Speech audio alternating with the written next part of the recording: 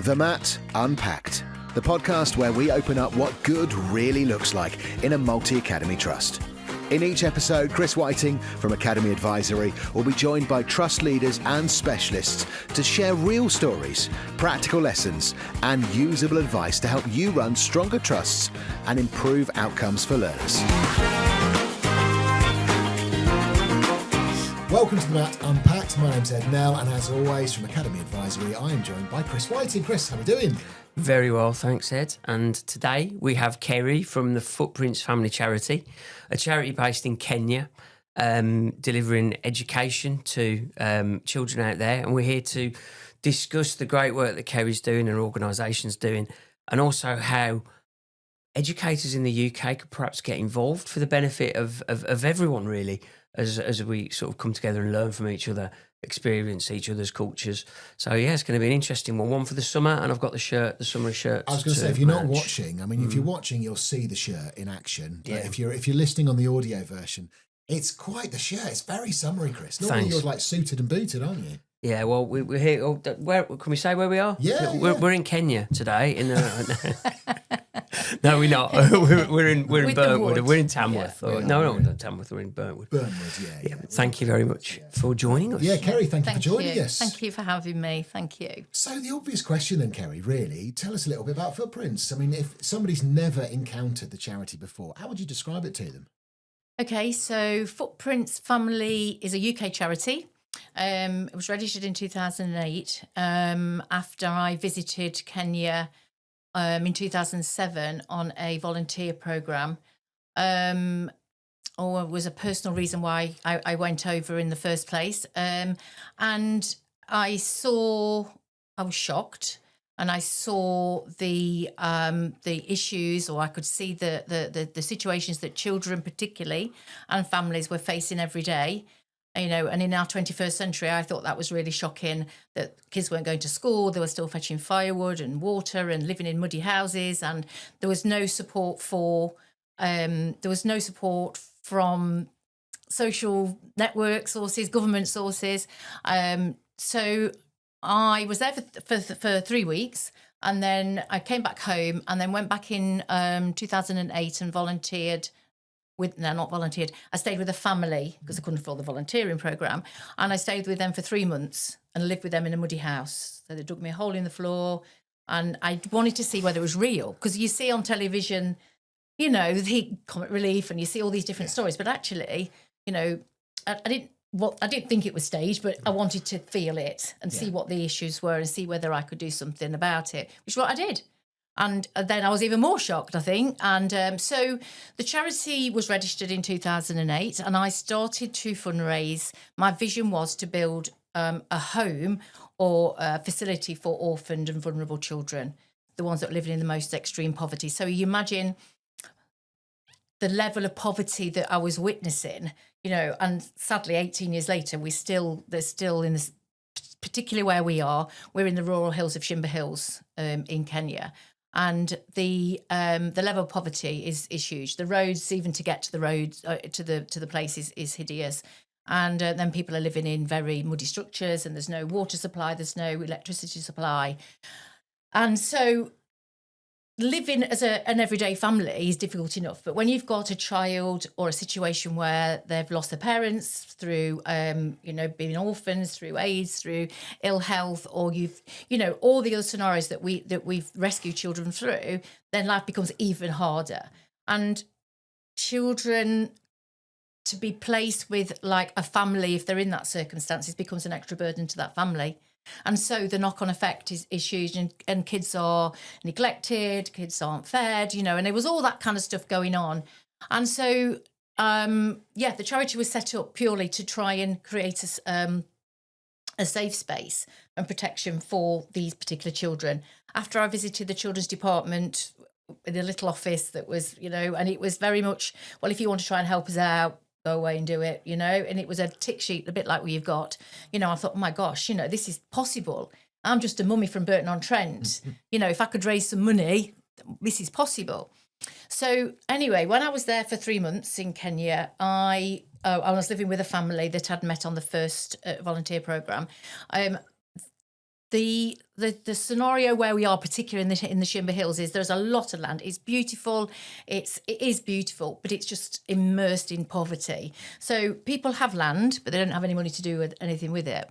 So this particular family, after I was talking about, my vision, and I suppose it seemed really crazy at the time because I was so naive to Africa. I've never been to Ibiza on my own, let alone, been to the side of the world, and was having this vision to try and build this particular facility.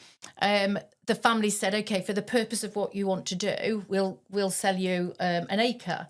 And it was 50,000 shillings, which was about 500 quid. Wow. I was like, I hadn't even started the charity at that point.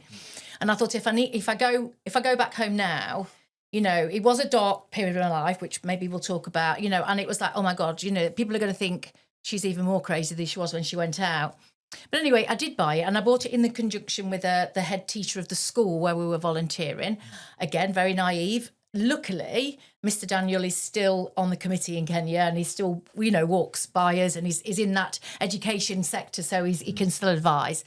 And we had a title deed eventually with both our names on it because you're not allowed to buy land as a white British woman. Oh. So, and that's what happened. So we had this virgin piece of land. There was nothing on it, just bushes and trees, no water, nothing, no power. And I started to work in Burton-on-Trent, local churches and schools, and talk like I am now about. It wasn't about really what we'd done. It was about the problems that Africa still faces, and how humans are still living. Because I just said, this is about humanity. This is not about politics. It's 21st century, and people are still living like this. And so I think my experience probably helped me, and maybe people were inspired to think, okay, let's get behind her and let's see what we can do. So that's how it began, and that was in 2010. I was still working full time. I was working for TUI at that point, I think, and I was getting concessionary flights and luggage allowance and all of that. Then, fortunately, and still is, my son works for British Airways, so I get friends and family tickets. So it really has helped me transition and keep my own family links, if you like, here, because obviously for the last 18 years I've spent a lot of time over there, backwards and forwards. And so moving on to the charity as it is today, all that fundraising locally, and saying before, we've never had grant funding from the UK or from Kenya, or, it's all been very local. The biggest fund we had was from Rotary International, which we got for our borehole. So now we are 2.5 acres in. We have a fully fledged school right from pre-primary up to first year of junior secondary school. We have over 200 children in it who come every day, support staff from the local community, 11 teachers, like an operations manager and somebody does the finances. I've mentored, and every bit of documentation is being created by, what I know, to be able to make sure it's running effectively, if you like. In 2010, we were able to have a small one dormitory and a kitchen area. And it was, I thought, enough that we could open the children's home, because that's originally what it was, meant for. And I went back to the children's department and said, look, would you like to come and see what we've done? No, you need to have children in it before we can come in and say, I'm like, well, what if it's not, what if it's not conducive? What, anyway, and he said, no, you go work with the communities, you'll fill it in a day. I'm like, no, this can't be right, because that's not how we work in the UK. Opposite of here, isn't it? Absolutely opposite. Let's make sure there's kids in it, and then we'll check if it's safe afterwards. Honestly. Okay. Yeah. Sounds crazy when you say it like that. It does, really. And, anyway, that's what we did. And we did work with the community. So I imagine we're really in a rural setting. So it's run by chiefs of the villages and sub-chiefs, and, they wear their little outfit, whatever, and I suppose they feel like they've got some authority over their people. And we did. We worked with the churches, and within, we could have filled it in a day. But we try to follow, at this point, I'm then running a charity under the Charity Commission that needs to make sure it's doing its safeguarding and make sure it's doing all those things. So, but every child that we've had in the home has got a committal order legally every 3 years. It has to be renewed. I mean, it's just a bit of paper, really. So, and I was on the ground, grassroots level, literally working in the community, and I think the children's department said, you'd fill it in a day. And I'm like, oh, really? But they were right. There were so many scenarios. We've had children who have babies that were being abandoned on the side of the road. So life's very shallow, very low. And to children who are living on a dump site, to total orphan children, to HIV children, children with AIDS, who've got no opportunity to either be in a family environment, whether they've got no access to healthcare, certainly weren't going to school, and just the whole burden of life, So within, I think by 2015, we got 45 children under those scenarios, different circumstances. So they were living under the entity of the children's home. And it went a few more years. And then when we had COVID, and we were right to carry on, by the way, yeah. By the time we had COVID, we then had to, the direction from the government was all children in children's homes should go back to where they came from. Mm-hmm. Well, that's why they're here, because they've got nowhere to go to, That's why they're under, this network of this safe space. They've got stability. They're being fed every day. They've got the basic requirements. And where am I going to send them? Anyway, we didn't. However, I suppose this is where the bad apple in the pot goes, with all over the world. You've only got to get one bad apple of a children's home, because there are a lot of people that maybe, setting up homes or setting up organised NGOs, money purposes. It does happen. I can't say it doesn't. But and then you classed as that same entity, But we weren't. And I said, no, we can't send them. We're not. So we locked down for a whole year. Literally, the kids never went to school for a year. Now at this point, we've got 2.5 acres. In fact, I was looking at some photos last night, the things that we did with all these kids over that period of time. And they then become even more closer, the Footprints family is that family, and, just children just want, certainly Kenya children, these children that have been in this position, they want stability. They want to know they're being fed every day. They want a bed to sleep in, and they want to go to school. They yearn for education. I cannot believe it's just, there's no, school today, that kind of thing. They yearn for it. And so after COVID, there was another government directive to say that children we should be looking at alternative care. We should be looking at foster care and adoption, and not us personally, but Kenya and the wider world, if you like, which, it's instigated by, we know every child ideally would want to be with a family. And needs to be with the family, have that environment. But if the government aren't going to support the resources and the finance to keep them, with food and education, all of that, it's not going to happen. And we knew there was no resources. We knew that there wouldn't be any social benefit for the families that need to do it. So we thought, what is going to happen if these children's homes are closed? And we weren't registered. They weren't registering any children's homes in Kenya. I was like, really driving a car without a licence, So I sat back again and thought, right, we're going to change the entity. So I worked with Daniel. Daniel was still on the committee, and I said, right, we need to, because at that point we hadn't got the school, or we were running as a children's home. They were going out to school, in various places in the community, and another private school that was running at the time. So presumably that year you were locked down, you were teaching them within the...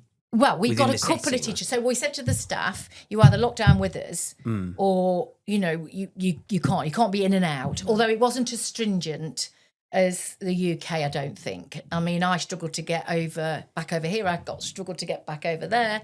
I mean, the wearing of the mask became this huge, kind of side hustle for the people on the side of the road, because they weren't selling tomatoes. Yeah. Next minute, they were making masks and selling masks, and they put, in the main towns anyway, not where we are, but they were putting, like sinks at the side of the road, and it was all ridiculous, to be honest. It wasn't how it was here at all. However, yes, we were trying to teach. It wasn't just teaching. It wasn't academics. we try and find somebody that would. We had a musician one day brought a guitar. I've never seen a guitar, and we actually. I've got a picture of one of them with headphones on. So they were doing lots of different things. If we could find people to come up, because it wasn't student where we couldn't. They just closed the schools. Yeah. So it wasn't like people weren't moving around. So it was a nice time in a strange way. Yeah. We dressed up, and I've took that all the stuff that we have is stuff that's been donated over the years. I mean, there's a picture of me in there's a book called The Tiger Goes for Tea or something like that. It's a well-known book, and there's me in this tiger outfit. But I do that in front of the staff because, especially our teachers, I'm digressing now, definitely, they don't understand that creativity.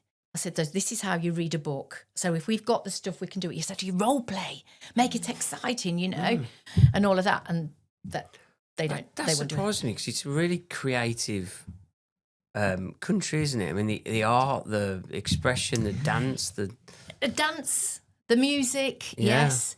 Anything else, but we're talking maybe Nairobi, we're talking the towns, we're not talking the rural areas that haven't even got a toilet or a book on the shelf in the schools.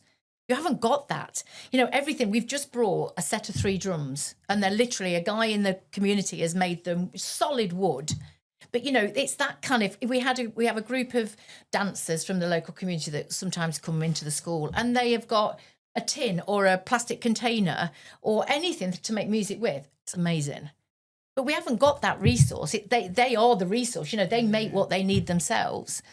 It's like if we're doing, I've took plasticine over before. But actually, the mud on the ground can be made into like a plasticine, and they mould it and they make, they're so resourceful. So they're not creative like we would imagine them being creative. But this is, from our school perspective, this is trying to identify kids' skills, because it's always been talk and talk, to try and get the teachers to go away from the exam.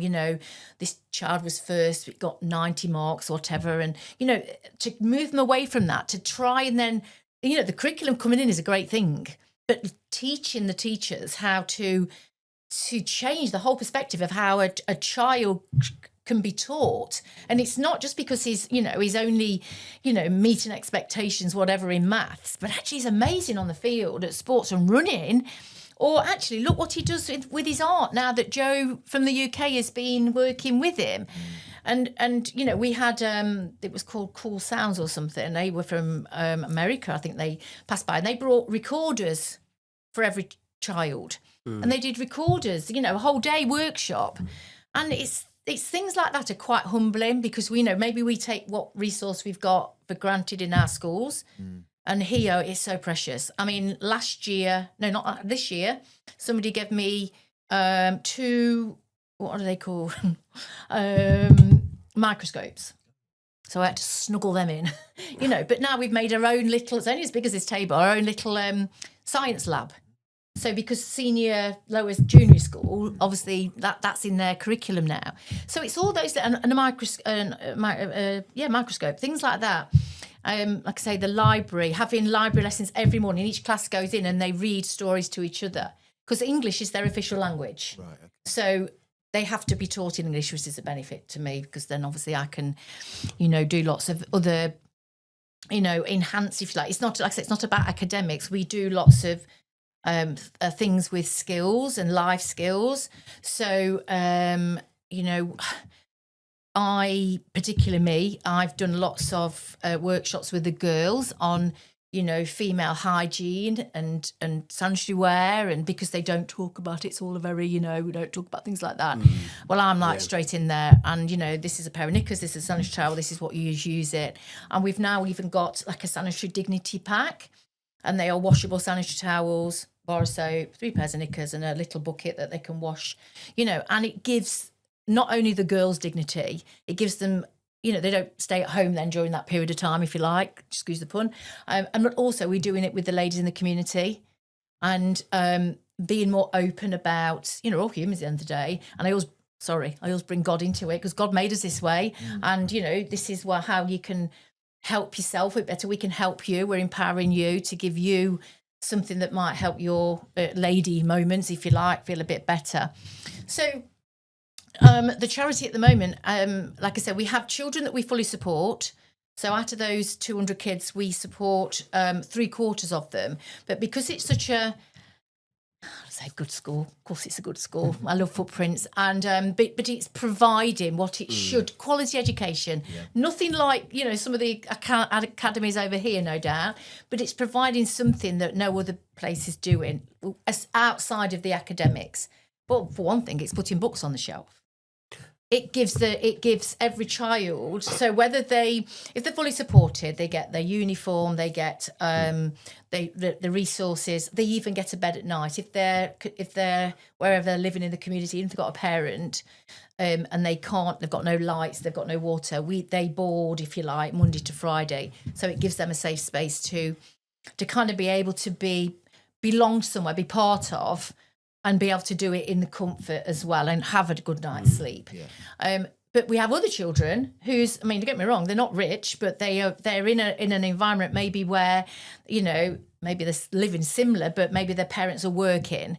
So we cannot fully fund it all. So they pay a small fee to come to school termly. So I think it's the highest, it's 7,000 shillings, which is about, 60 quid a term. Right.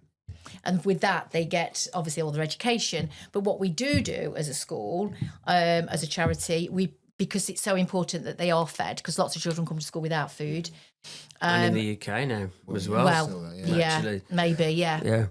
And so they get a porridge drink, nutritious porridge drink, and they get a lunchtime meal. So we know that every child's fed, and that's part of the charity's commitment. That's, my part of raising money, if you like, to make sure, because it's so important that happens. There's a similarity here, isn't there? Do you remember the first podcast we did when we went to see the Elliott Foundation? Yeah. And it's in the government white paper in this country. You might have seen it. It's about communities and supporting families as well as just education. Yes. So the school's at the heart of the community. When we spoke to Elliott, Hugh and Simon from there, that's exactly what they're doing. They're using some of the space, because for the areas with falling roll, you might have a space that you can then use, and they're using that to get charities in. So giving them access to food banks, access to training, access to health information, and it's actually links in. Although it's different culture, different environments, same fundamental problem though. Yeah. And actually, the school being at the heart of the community, which you are, is actually, if you like, the forefront of where we want our education system to be. If you know what I mean, in the heart of a community, exactly. knowing the issues that are around it, because it doesn't live. No, it doesn't live. It isn't. It's it's a child. Like you've said, I'm sure there are children in our country. Especially when parents are busy working, that I might say they're neglected. But, it's, I didn't have time to give them breakfast this morning. I was rushing. I was this, and all of that, where the school isn't just about academics, is it? For me, the school is more than academics. It could be a safe space. Yeah. It's where that the kids can have a voice. They can be listened to. We have a saying in Kenya that it takes a village to raise a child. And I do believe that's right. The same here. Yeah, absolutely. Exactly. You're not just a teacher, are you? If you're not just a teacher, there's one of the things that in Kenya we've noticed that years gone by is if you ask a child, what would you like to be when you're older? Oh, I want to be a doctor, I want to be a nurse, I want to be a teacher, and it follows suit. If their parent has been a teacher, maybe, or whatever, then that expectation is that's all there is to go down. But that child may not even have any. There's no way I can be a teacher, not in the terms of standing in a classroom. That's just not my. No. But. How can I put it? You can't be forced into that job. It's not a job you can be forced into, because otherwise you're not giving the 100% of what that child needs. You needed to get that child to the full potential. And it's the same here. What we're doing in Kenya is giving them an opportunity to have the basics, whether it's a bed, whether it's food, whether it's basic education, but they're laughing, they're smiling, they're in I paint all the classrooms. So they haven't got that bored look. It's, you need your glasses on sometimes, but it's, they're there at 8 hours a day or longer if they want to be, because they don't want to go home. And we have wellbeing talks. So last week, as I was saying, our children who are in the children's home years gone by have gone through those pathways of education. And, some of them are not academic. I've got one girl, Jokish was the first child that we rescued, and she did a hairdressing course, and she still does a lot of plaiting for the girls in the school, but she's actually in the laundry, so she's the head of our housekeeping, kind of give her a title a bit. But then I've got Raphael that was dumped on the doorstep by the children's department with his brother, who's gone down the pathways, who is now graduated from university and working for a big logistic company. And then we've also got, our 2 community health workers from the work that I was, which is my favourite part, being with the people, being with the community. They have now done community health diplomas, and they are working at Footprints doing what I was doing. I've only just spoken to this morning saying, right, I want you to go and do a home visit on, such and such. Right, next month we've got Donna coming over from the UK. She's a midwife. Get as many community ladies as we can, because, being pregnant in the bush, if you like, is no mean task, because, I've delivered 3 babies. I ain't got a clue what I'm doing. But people will come to the gate, because of the transport, because we're the only one with a vehicle to try and get them to the nearest dispensary. And I've been driving along, and when I was giving birth, I used to scream and shout to the hills, come on, whatever. And, these ladies they're so hardened with the bucket, the bowl or whatever, because they don't have anything provided at the dispensary, and they have to get in there as quick as they can if they can get there. If not, they're in the muddy house delivering a baby. And then really, as soon as it's born, if they haven't got the money to pay the cost to stay in another night or another night, and these places aren't the NHS, oh my gosh, I've been into those delivery rooms. And but then the only way they get home then, if they haven't got a vehicle, is on a motorbike. Well, I know you're gentlemen, but to get on the back of a motorbike in the best will of the world, but after having a baby, that's the only choice. And not on a smooth road, I would imagine. Either, absolutely. The roads are another matter. We did have a school bus at one point, so we used to go round the communities picking children up who weren't going to school. That was part of our deal. But the roads got so bad that we made the decision last year to sell the bus. Well, 2 of them. We had a small minibus and we had the school bus, and we sold that. And with all the proceeds of that, we've now built another dormitory block. So now the children are able to stay Monday to Friday. They still have to go back home at weekends, and a lot of them have families. Excuse me. So, school is not just about. For us, it's, having these workshops, having these places where children have got a voice to be heard and listened to. But again, Kenyans aren't too good at the emotional talking and finding out what the problem is. It's not about what's wrong with that child. It's about what's happened to that child, actually. Same here, really. Yeah, absolutely. Yeah, it's, that child's naughty is it naughty, or is it what's going on at home or what's happened at home? So there's a lot of training with the teachers. So going back to where can our teachers help, or where can our support staff? You don't have to be a teacher to come and help at Footprints and to empower this next generation, because this is what it's about. We're only probably just touching the edges, but these children are the future of Kenya. Yeah. I'm not trying to educate them to bring them into Western society to bring them back to the UK. And they certainly don't get fed, McDonald's and stuff like this. It's, as long as they're being fed 3 times a day, which is a huge thing, is the best we can do. We should probably talk about why you did this in the first place as well, because we all understand that there are parts of the world that they don't have it as good as us. There are places in this country that are quite deprived, and we go, we should support them. We should, and we all give to charities and a little direct debit here and little direct, but to actually do it, to go, I'm going to start a charity and I'm going to keep it going for what, 18, 19 years as well.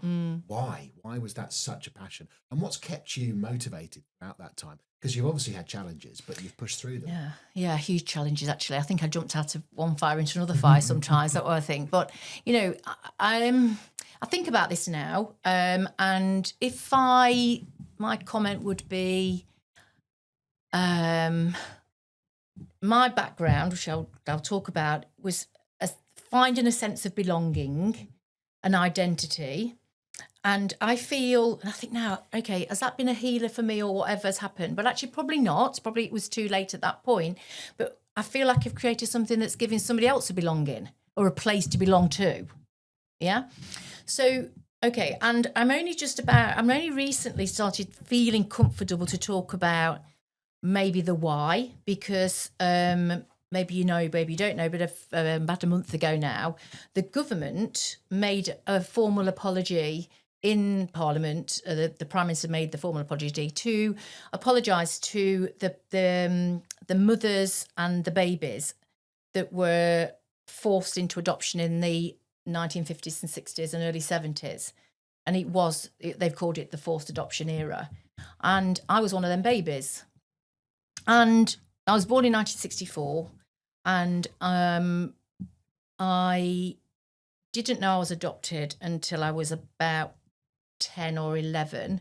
I remember sitting on my mum's green candle wick bedspread and her saying, you were chosen, you were special, and we don't know anything else. But at that point, that was like, wow, I haven't got a clue what you're talking about, All I know is that you're my mum. However, prior to that, my adopted mum and dad separated. So there was a loss there. So even after I was adopted, that separated, and I ended up in another kind of family unit that was quite, what's the word? It's quite difficult. So, but anyway, by the time I got to 18 and 19, the urge to understand where I came from and this understanding of adoption was really, really playing on my mind a lot. And I don't know whether that was because I'd had so much kind of different trauma with loss and didn't know where I belonged. 1 minute I was, with my adopted parents, the next minute I was separated again from that, and we was in another family unit. And, or whether I was inquisitive, I don't know, but I didn't feel like I'd got a connection. So, and again, in those days, I'm 60 now, and this was like when I was in my early 20s. I went on I tried to get my original birth certificate. That's what I did first. And fortunately I did. And I was able to have a meeting with the Children's Social Services in Burton-on-Trent. And all they give me was a little bit of paper that said, your mother's name was this. She was this tall with blue eyes. This was your father's name. And these, very basic, go off, and that was it. No support. No, this is how you might feel. Nothing, it was just in one door, out the other door. So I think this has been the whole problem. I think now with the apology, it's not just about the immoral things that happened. That, this was totally immoral in the fact that the only thing that this lady did wrong was get pregnant out of wedlock. Yeah. My mum, as in my birth mum. That's and that was for the majority. I'm not saying that all children maybe don't need extra protection. I'm not saying that, but the majority, if, you've listened to Long Lost Family and all of that, it's the majority is about this was just stigmatized because you were pregnant. So, and in them days, the churches were heavily not to blame, but involved. So the churches again and the social system at the time worked with, it's like, well, actually, this woman is pregnant. I mean, my birth mum wasn't young. She was 21. She wasn't young. But, with an ordinary family, and stigmatised. So they sent her off to a mother and baby home in Shrewsbury. And I only know this because over the years, this is the searching that I've been doing to find out, because I have to put this puzzle together. Well, I was going to ask you, did you find your birth mum? Was she around? Have you got a relationship with her? Yeah, so I felt like I was living two lives really. So at this point then I was in my relationship with my husband to be, if you like. We got married and I had my first son, well, my only son actually, my son, and I felt like I was living, as they were growing up, I would take them off to school. I was still working full time, but underground, I'm trying to seek and find this family that I never knew, or did I have a family, who I was. So I was kind of this chameleon, changing and changing. I never spoke to my adopted parents because, again, it was a secret. It wasn't to talk about. At that point, they'd separated anyway, so it was all really difficult there. So there's nobody to talk about how I was feeling. Well, should I be feeling like this? I was guilty for feeling like that. All those things were going through my head. Going back to the charity, one thing I did have, I was able to go to school. I was able to go to hospital and give birth to my kids and not have to pay. There was food in my fridge. All those basic necessities I'd got. So I know that when I saw the children in Kenya, they may have had all that identity issues, but they still hadn't got food in the fridge. They hadn't got a fridge. You know, they weren't going to school. They hadn't got all that. So the whole impact and how they don't even recognise mental illness over there. But I'm sure living with all of that challenge, they're bound to be, you know, there's bound to be. So we're working on that, apart that a little bit at the minute. But yeah, so I did go, I did find my birth mum. I wrote a letter to the address I was given, and eventually, a year or so, it actually got to my grandparents. And they were the ones that really said, you know, you need to go off and kind of, you know, we don't want you to come back until the baby's born, and then the job will be left open for you and you just carry on with life. And that's exactly what she had to do. She said, even though, so anyway, but it was my grandparents that actually, grandmother that passed the letter that I wrote onto my birth mother. So there was some kind of actually, you know, okay, I'm going to do this. However, I never got to meet my grandmother. That wasn't going to be on the cards at all. I mean, they'd passed away now. But even when, so my birth mother's name's Peggy. So Peggy was sent to Charlesdone House in Shrewsbury, where she, you know, had to wash and clean and look after the, you know, house. But there was other mothers in there. She gave birth in Crosshouses Cottage Hospital in Shrewsbury. She brought me back. There was no particularly nice thing about it, you know. She wasn't treated brilliantly. I wasn't there, so I'm not going to judge that, but from what she said. And she was basically told, you know, she thought that if her mum and dad came to see her, because she had no visitors, but they did come after the baby, after I was born, and she thought if they see you, maybe they'll change their mind. But she said they wouldn't even look at you in the cot. And that hit me again. I was like, oh my God, I've got a granddaughter. The inhumanity of it, you just can't fathom, can you? No. And it's not that long ago. It's not that long ago. Is it? Of course it's not. No. And this went on into the early 70s, actually. Yeah. You know, so I basically, after I did meet her, but she was married at that point. I'd got Lee, and I was probably about 25. And my husband took me to meet her to a family friend's house, because her husband, who she'd married, and then she'd got 2 more children down the line, he absolutely refused point blank that I should have anything to do with her. Absolutely nothing. He was quite not nice at all to me. Not that I ever went into the house, I never did anything. I just wanted information. And he literally even threatened to kill himself if I actually did any more than what I was doing. So again, all this stuff, but not being able to express it, obviously, I didn't know at the time, was impacting on my probably mental health, you know, all of this. So that's how that relation went for quite a number of years. Are you able to make peace with that? Have you been able to make peace with that? No, not a peace. I found an acceptance with it. Okay. I believe that's just my journey. And I believe that I think I spent so long wondering whether I was worthy, whether I was, you know, who am I? What's my point? What's my purpose?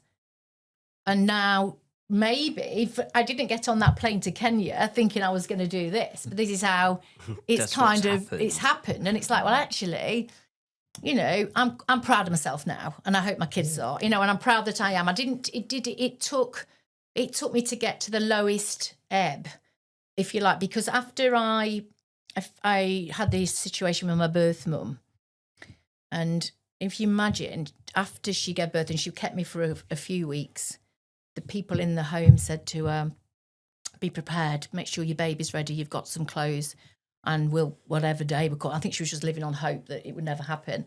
But she was asked to come down to the office, if you like, and she came. She's like, and this flight of stairs, I still think about how she's described it, in this big house, walked me down the stairs into the office and walked out without me.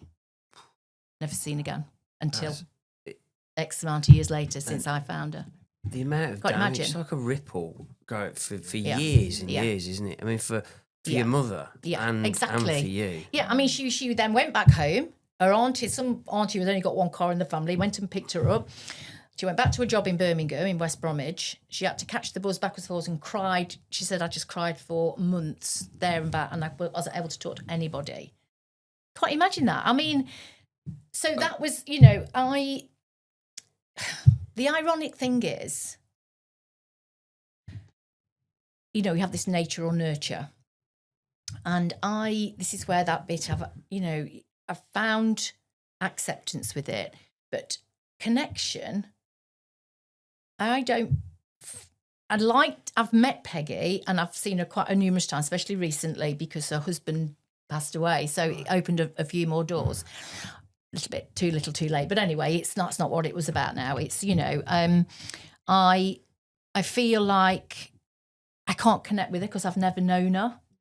I've got the same hands and we've got similar eye colour, maybe, you know, that. So, that's kind of it. but then on the other coin, with my adoptive parents, more my mum, as she's passed away now, she absolutely adored us, absolutely. And I think that's why I was never able to talk to her about it, because it was that fear for her of, you're my child, you know, and that. And I did eventually when I was at my darkest ebb, but I got the exact feedback I thought I would get. You know, she didn't want you and now you're trying to find her. I said, no, Mum, that's not what it's about, you know. And anyway, she even went to a grave with us having that kind of, you know, not really understanding, because there's nobody for her to talk to either.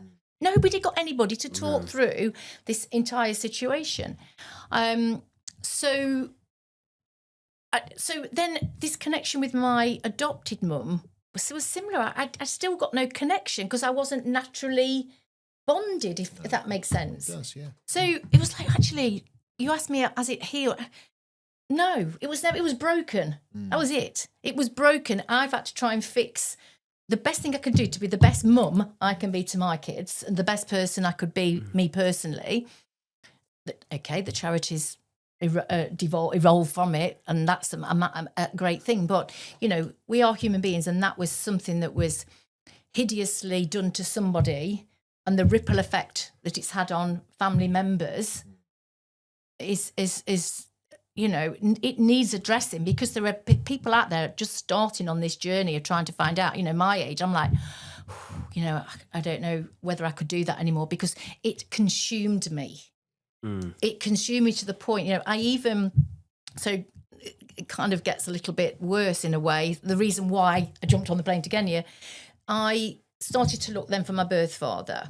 And same roots, you know, this time I think I got Lauren, you know, my daughter, and they're 35 and 37, you know, it's a lot of years that's gone through this bridge. And they are very protective of me, and they're very understanding of the charity. I think they're a little bit resentful because it's taken me time away, but they also understand that something Mum needed to do, because especially now they're older, I think they get it a bit more. Yeah. But I went looking for my birth father, and he'd got a bit of a, you know, a bit of a past, if you like, and he was married apparently at the time when that Peggy was, you know, was pregnant. And anyway, I went and searching, and I remember going to Birmingham with a friend, and I was saying, I've got this address, Kate, and I want to knock on the door, and I need to know if, you know, if it's there, blah blah blah. So we didn't knock on the door. There was somebody walking down the street. You know, these things get etched in your mind. And I said, Kate, go and ask if they know this, I won't name drop, this person. And anyway, she came back, and she said, Kerry, don't know what to tell you, she said, but he's dead. He died, and he died last year. And I'm like, oh my God, I wasn't expecting that. And this is where, again, going back to that, where do you get that support? How do you? Because all I wanted I was yearning to meet this person. To cope with the loss of somebody you've never met, but you had so much expectation of what it might be like. Yeah. That's really hard to process. To cope with. Yeah. And again, I've always kind of classed myself as quite a strong character, but emotionally it was going into this roller coaster of stuff. But again, because I couldn't let it go, I started to look, okay, so if he's died, how did he die? Okay, let me see where I can find a family, or, you know, maybe where he's buried or whatever. And again, got his death certificate, died by carbon monoxide poisoning. So he'd committed suicide. So it was like this, wow, why did he do that? I was sitting at one point with his inquest report, knowing the weight of his kidneys and everything else that happened to him on that day, but I never met this man. I've met him, yeah. It's amazing. Yeah. To the point come where I actually then traced where he was buried, and the point of my knowing that my behaviour, if you like, was probably not quite normal, this had taken effect, was I found his grave and I lay on it thinking, this is the closest I'm going to get to you. And I'm like, right, Kerry, you've got to stop, because you're forever digging and digging. And I did meet some of his family. He had another son by another lady who actually were the only people that let me into that family unit, even though he'd passed away and they didn't know about me. The wife at that time said, Kerry, I only got to take one look at you. I know who your dad is. So that was nice. And she actually gave me videos of him when he used to play football, and I heard his voice. And so there was a lot of, but I think I then clung on to that all of a sudden this family, they're not rejecting me. Yeah. They do want to be involved. And so then I became obsessed with that. And it was just this ripple of emotion till I thought, I can't cope with this, and I don't know. I went to a couple of private counsellors, and then a bit like you, I spent the whole 2 hours talking about a scenario. Nobody's really advised me. I'm just giving them my story. How are they going to help me? Yeah, that's part of it, though, isn't it? Actually, you help yourself by expressing it and getting it out there. And so I actually decided, right, I need some time out, and I literally got my gap year for grown up brochure. And I thought, right, I'm going to just have a few weeks out. Let me see, I know they have these ventures, these kids go off and in school, but let's see if there's a grown-up can do it. And it literally was Gap Year for Grown-Up brochure, and they advised Kenya. There was a community programme. And the next minute I was on the plane. Then suddenly you're starting your own charity. And then here we are today. Yeah. Absolutely unbelievable. And you found this unbelievable purpose. And do you have any idea of how many people you've helped charity? I don't know. I think that's a knock-on effect as well. So besides the immediate children, maybe the families or the people that were burdened with them. But what we're doing now, then obviously we employ 28 members of staff in Kenya now, all Kenyans, from teachers to support staff to, our own children. We haven't found jobs for them. They were naturally evolved from what we needed to do, So the support staff's families have benefited from it. The community benefiting from it. And especially now, because we are not, okay, I'll move on to that slightly, but going back to who we've, even the people in the UK, the local people, my friends, family, or people that have been involved with it, they actually feel, I've got one guy who's he's got a really good job and, wealthy, whatever, that kind of thing. And he said, but it feels nothing, Kerry, compared to what you're doing. I don't feel like rewarded or, it's just a job. And, and all that. And I'm like, well, I've never really looked at it like that way before. So I think being part of something is good for other people over here. Yeah. Because actually, it's not just a charity where maybe somebody's put in, a couple of quid in for a charity. They don't really necessarily understand or where that money's going. And they can get involved with it, And I think that's, again, who has it helped? Whether that's the schools I've been connected, whether that's the churches, whether that's, some businesses, people I talk to, but, I'm just a human being. I can't keep reaching out to everybody. So, that's where I suppose I need the help now to share this kind of journey, to hope people will then ripple effect it even further. But I was going to mention something else then. Well, that was going to be my final question, really, I suppose, of what do you need to keep doing what you're doing? I mean, and it can't all be on you. Obviously, you've started employing people out there from Kenya. Some of them I know have been through the school and through that community, and they're taking it on. But what do you need to keep doing what you do? What is it? Funding? Is it people? Is it resources? I think it's obviously I can't not say it's funding, because but I do believe what we've got in Kenya is managed really well. I've got, thank goodness, a trustworthy team. We have a very good financial system in Kenya, actually, where you can pay on the phone for your tomatoes or whatever. So I can literally do that from here if I wanted to. Although I don't, because I do trust the people I've got. We're in a position where I feel things are in place to let that run. Unless there's a bigger project, like, I always spoken to him today. I speak to them every day, the team. But it enables me, because I've got to be here trying now to make the charity more visible, because it is an awareness for one, and it's funding and it's opportunities for other people, maybe to volunteer, but also I don't want this to die with me. I need people. I need specialised people, really. So you ask me what I want. It's, are there people that maybe semi-retired that have been involved in a bid writing or a marketing, because they're the people, they're the plates I'm spinning that I'm not expert at. So it's trying to build that. If people can give a few hours a month, I've got so many. And last night in my little house, got no offices. Sometimes people say, where are your offices? Oh, well, what's my front room on the floor?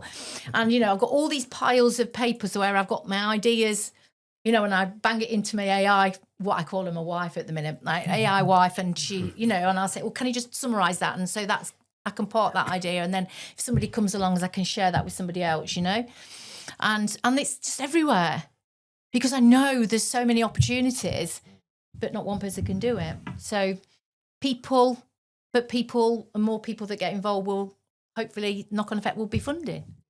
And the other thing I think is collaboration, isn't it? So we've got a client that's really interested in having a shared sort of collaboration around music or art, and that's obviously great. It's a great experience.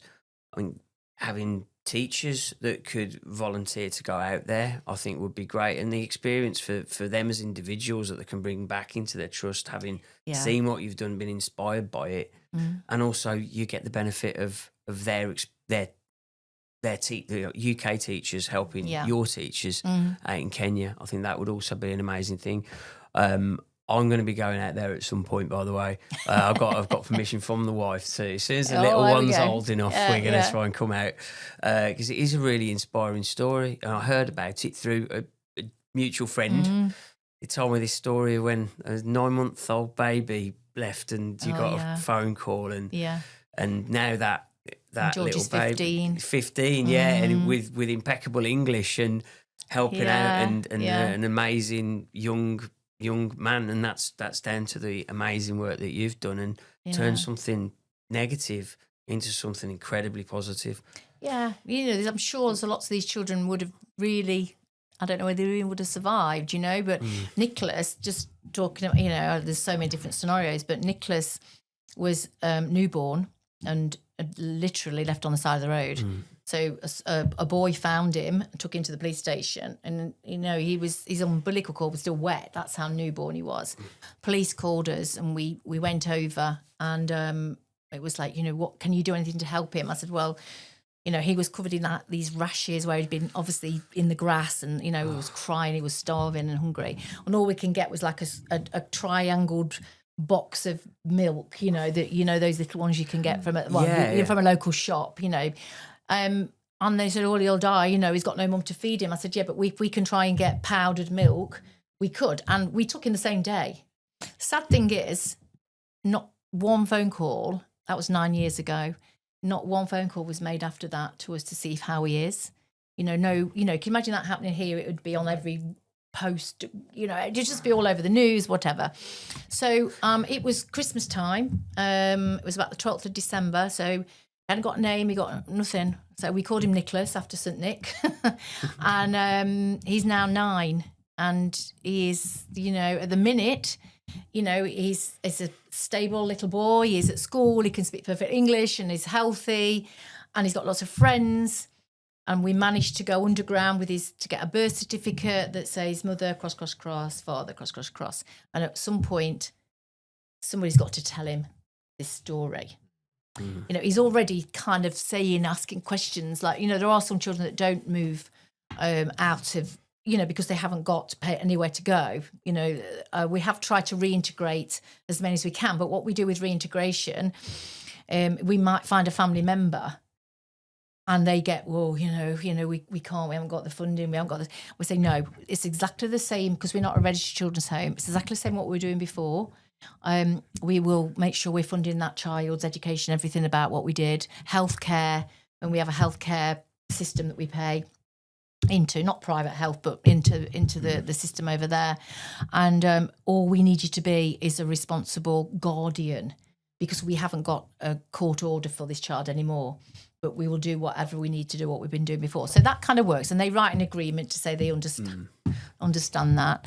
And then we try and get them involved in coming to like the school to see the kids, the end of term, if it's like a little academic day, or we do something with the parents. Because, so even the parents of the children that we're supporting now, so what we do here to try and keep the child with that parent so that it doesn't go sideways and they don't get neglected or whatever, we try and empower the family. Okay, so I'm going to give you an example. So recently we've had Husna.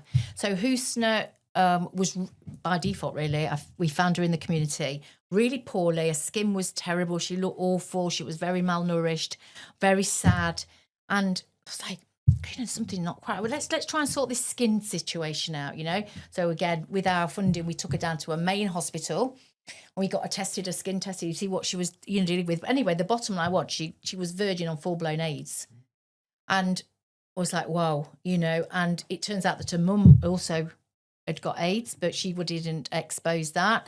And anyway, the long of it was, we got her straight onto medicines. We got her straight into a program. She stays with us fully, where we can make sure their medicines are being given regularly. And if you saw the picture of her then to now, to me, that is actually a choker, because within like 4 months, she was back on track. We had to make sure she was fed. It wasn't overly, it's just more nutritious food, more vegetables, maybe a bit more fruit than what we would give the normal kids. But, completely turned around. I don't know where I'm going to with that one now. But, every child, we've got 2 kids that were on a, so you imagine our waste management system here. We have the bin man comes every Thursday, and we have 6. How many bins do we have now? 6, whatever, every colour. One delivered this week. Have you? Yeah, one for food. Yeah, all of that. Well, there's not 5. There's nothing like that. Absolutely nothing like that whatsoever. And even where we are up in the communities, we have to burn whatever we've got. Well, now we don't create a lot of waste, because we don't. Everything's eaten, and there's not processed food, and there's none of that kind of stuff. So it's not a lot. But imagine down in the big towns, and we are about 40 kilometres away from Diani Beach, which is on the Indian Ocean, the most amazing place in the world, one of the best beaches. You wouldn't imagine that you've got somebody on a sunbed just moving from one side to the other on their 2-week holiday on this all-inclusive. Then up in the hills, you've got people fetching water from the river and, looking for food every day, because that's how it is. And it is survival. There's not... Okay, so I'm moving on. So the waste from these hotels that, you can imagine, so they've got alcohol bottles, whatever, waste food, are taken into the forest to be dumped. There's no management system of waste, there's nothing. They have put, because I thought it's a good idea, they started having these skips down in the towns where everybody was encouraged to put waste in. Not we, but but I thought, okay, so where do they get put? Found they were being put into the forest, they're being dumped with an uncontained waste site. So that was an opportunity for people that were starving to get in there and find the food that was being, and that's people were living in it. Little houses, little places like this where they'd got plastic on the roof. I went, and I try and be quite brave with some of the scenarios, but the smell was like unbelievable. And there was meat drying out on the top of, that plastics. The 2 children that we actually took or rescued from there with the children's officer, actually, because they got a mum at that point. They weren't orphans. It was a scenario where actually they were with a family, but look at the scenario. And she and this guy she was with they were alcoholics from the dregs of the bottles that were being dumped on the site, and she consequently died. And so anyway, but now Matthias is just finishing high school in a national school, and he'll want some funding to go on then hopefully and do further education. He wants to be a carpenter. He's academic, but he wants to do something. So ended up being pushed into some academics. He owns back at Footprints. He'll get a piece of wood and he'll, help make the desks for the schools, anything to do with wood. So, it's finding kids' skill sets or what they enjoy doing and direct them into that. that level. Exactly the same as it is Yeah. here, Isn't but it? with Yeah. very, very starker challenges. Yeah. Yes. Yeah. I mean, I think, and so going back to the children now, you know, like Nicholas at the moment, and some of the younger ones, they're all very, you know, they've got friends, they play, they do this, they do that, you know, and but what I found is once the children get to, you know, the over 18s, because we've got our stepping stone program, we call it. So the stepping stone program means we still support the children. I think sometimes they need more support than actually, you know, the younger children are safe and you can contain that, you know, it's with your own children. But when you then start letting them go because they are 17, 18, some of them are going to Nairobi to go to university, they've been in attacks and, you know, or involved in some of these riots that go on, and they're not prepared necessarily. And not only that, they then start readdressing the issues of their loss, why did they end up in footprints in the first place. And that is the most difficult thing I found. But that's where I do actually feel sometimes that I can help them with that, not because I've been on any level of that, but the loss is the same. The loss, we can't do anything about it. I can't do anything about it. There was no good me even thinking I was going to, all of a sudden I've met this birth mum and this birth father's family, and it was all going to be happy families. It's not. It's already lost. It was lost from the day that mom had to give that baby away. What you can do is, you know, we're giving the children the tools to be the best they can be, whatever they want to be, with the social support, the talking, if you like, around them to build their own lives.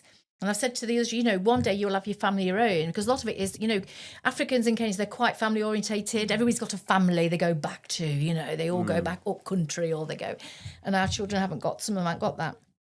And so it's like, well, you know, you'll have footprints as long as it exists, but you will also have your own family that you will be able, you know, you'll be so independent now, and you're becoming so much confidence that you've gained. This is what we wanted for you, you know, and this is now why you're able to go and be that person you want to be. I mean, it doesn't always work like that, you know, it's always, you know, but that's the whole idea. And they, you know, it's hard for them. You know, there isn't counselling over there, you know. I know what that's like, not to have that somebody to talk to or have a voice or listen. And that, so going back to the school element, that's all important. Even in our country. I think, you know, this is one of those, we're going to have to draw a line somewhere, but we could just talk and talk and talk. Because, I mean, just talking about the charity and the examples that you've given, I mean, there's so much more we could talk about. But also your personal story as well, your why, your purpose for doing. It's just been absolutely incredible. But I think for this episode, we're going to draw a line there. But it's been absolutely unbelievable, hasn't it? Speaking. So thank you so much. Absolutely. And any Academy Trusts or anyone that wants to help, then visit the Footprints Family website, if you want to give that. Yeah, we've got www.footprintsfamily.com, and we're on all the socials under Footprints Family, Instagram, I think, and Facebook. Absolutely. And if you can't write that down for whatever reason, you can always get in contact with us at Academy Advisor, and we'll put you in contact with Kerry for any sort of collaboration, getting involved in any way that you can to help. Yeah. Thank you. And I'll say thank you to you guys, because, you know, to be able to share the why and the because and, you know, the impact is really important to me. And that actually is probably, you know, more rewarding for me to be able to share it and make me feel quite whole, if you like, as a person. So thank you for the opportunity. Yeah, really. Thank you. Thanks for listening to this episode of the MAT Unpacked. If you found it useful, please subscribe or follow the show and share it with a colleague in your trust. And if you want a specialist partner to strengthen your assurance, improve your risk management, and give your board real confidence, speak to the team at Academy Advisory. You'll find us on LinkedIn or visit our website, academyadvisory.com.